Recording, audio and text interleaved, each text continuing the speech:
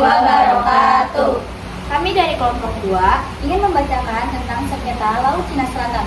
Saya Mina Selamat Pengambilan. Saya Nadia Putri Pertiwi. Saya Raisa Hidayatullah Hasila. Saya Karla Fauzia Mira. Saya Kalisa Nabla Hadi. Baik, siang ini saya akan menjelaskan sengketa di Laut Cina Selatan.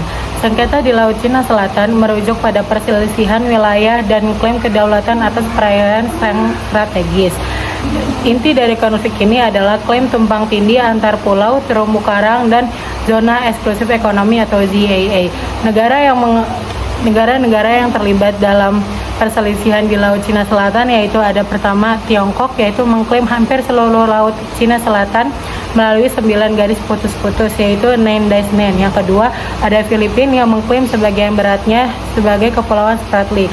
Serta yang ketiga ada Vietnam yang itu mengklaim Kepulauan Paracel dan Spratly. Yang keempat ada Malaysia yang mengklaim bagian Kepulauan Spratly. Yang kelima ada Brunei yaitu mengklaim ZAA-nya yang mencakup bagian dari Laut Cina Selatan. Yang keenam ada Taiwan, klaimnya hampir sama dengan Tiongkok. Alasan sengketa yaitu sumber daya alam yang banyak terhadap Laut Cina Selatan seperti minyak dan gas alam. Lalu letaknya yang strategis sebagai jalur perdagangan dunia.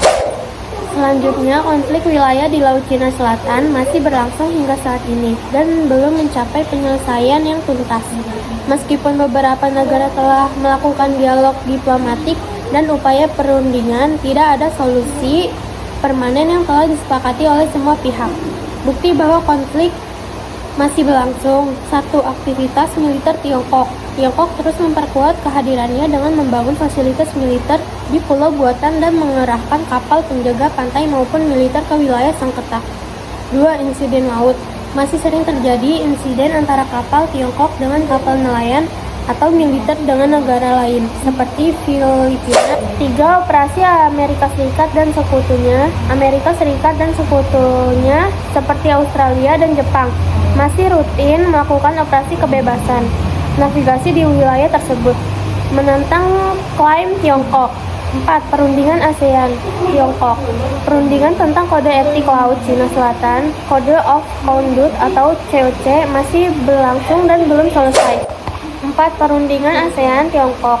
Perundingan tentang kode etik laut Cina Selatan atau COC masih berlangsung dan belum selesai, meskipun sudah dibahas lebih dari 1 dekade.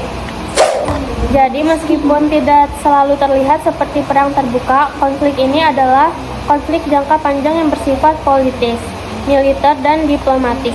Penyebab konflik: klaim teritorial yang tumpang tindih. Tiongkok bersama negara-negara lain memiliki klaim yang tumpang tindih atas Kepulauan Spratly dan Paracel yang kaya sumber daya alam dan strategis. Tiongkok telah membangun pulau buatan di Kepulauan Spratly dan meningkatkan kehadiran militernya. Aktivitas penangkapan ikan negara-negara di keliling Laut Cina Selatan juga mengalami konflik terkait aktivitas penangkapan ikan yang dilakukan oleh Tiongkok di wilayah yang disengketa. Keamanan maritim. Keamanan maritim Laut Cina Selatan terancam oleh tindakan agresif Tiongkok yang mengganggu dan mengintimidasi negara-negara tetangga. Konflik antara negara ASEAN.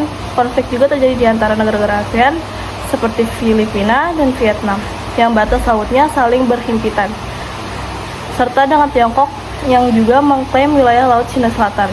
Dampak konfliknya ada ketegangan regional, potensi konflik terbuka, dampak terhadap keamanan maritim, dampak ekonomi, upaya penyelesaian, hukum internasional, penyelesaian damai, peran Indonesia, diplomasi, keamanan maritim.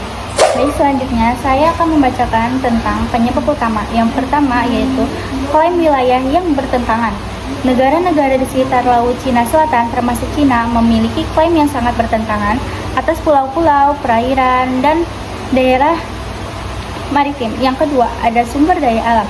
Laut Cina Selatan kaya akan sumber daya alam seperti minyak, gas, ikan. Hal ini mendorong negara-negara untuk mengklaim dan mengontrol wilayah tersebut demi kepentingan ekonomi. Yang ketiga, ada perdagangan dan jalur pelayaran. Laut Cina Selatan merupakan jalur perdagangan dan pelayaran yang strategis menghubungkan Samudra Hindia dan Samudra Pasifik. Yang keempat, ada konflik teritorial. Sengketa Laut Cina Selatan melibatkan perebutan kedaulatan atas Kepulauan Spratly dan parsel yang memiliki potensi strategis dan ekonomis. Yang kelima, ada keterlibatan negara-negara besar. Selain negara-negara yang terlibat langsung dalam sengketa, negara-negara besar seperti Amerika Serikat juga turut berperan karena Laut Cina Selatan memiliki kepentingan strategis bagi mereka. Selanjutnya ada contoh konfliknya, yaitu yang pertama ada reklamasi pulau oleh Cina, yang kedua ada aktivitas militer, yang ketiga ada protes dan sengketa hukum. Singkatnya, konflik Laut Cina Selatan adalah sengketa yang kompleks yang melibatkan klaim wilayah perebutan, sumber daya alam, kepentingan strategis, dan keterlibatan negara-negara besar. Sengketa ini belum menemukan solusi damai dan terus menjadi isu yang penting dalam konflik internasional.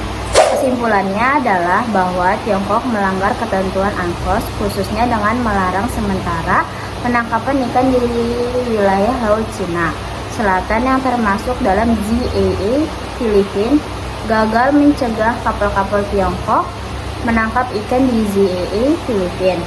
Sengketa di Laut Cina Selatan berdampak luas, baik regional maupun global. Sengketa ini meningkatkan ketegangan, potensi konflik bersenjata, dan pengancaman stabilitas regional serta perekonomian global.